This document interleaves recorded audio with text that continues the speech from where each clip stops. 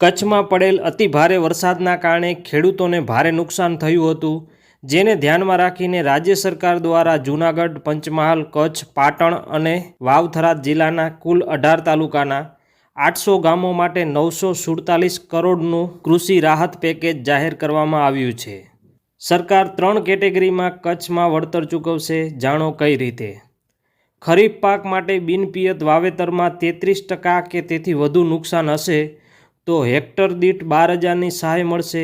વધુમાં વધુ 2 હેક્ટર દીઠ સહાય મળશે, એટલે કે બિનપિયત ખેતીના નુકસાનમાં વધારેમાં વધારે 24,000 સુધીની સહાય મળવાપાત્ર થશે। પિયત પાકના નુકસાનમાં 33% કે તેથી વધુના નુકસાન ઉપર કુલ 22,000 પ્રતિ હેક્ટર સહાય મળશે, વધારેમાં વધારે 2 હેક્ટરની મર્યાદામાં।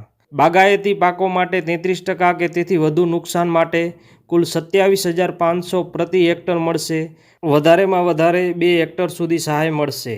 વાવ-થરાદ અને પાટણ જિલ્લાના અસરગ્રસ્ત વિસ્તારોમાં ખેડૂતોને 2 હેક્ટરની મર્યાદામાં પ્રતિ હેક્ટર દીઠ 20,000ની સહાય મળશે। મિત્રો, સરકાર દ્વારા આપવામાં આવેલા આ કૃષિ રાહત પેકેજથી તમને કેટલો લાભ મળશે તે કોમેન્ટ બોક્સમાં અવશ્ય જણાવજો। કચ્છ જિલ્લા સાથે જોડાયેલા અવનવા સમાચારો માટે અમારા પેજને ફોલો કરવાનું ભૂલશો નહીં।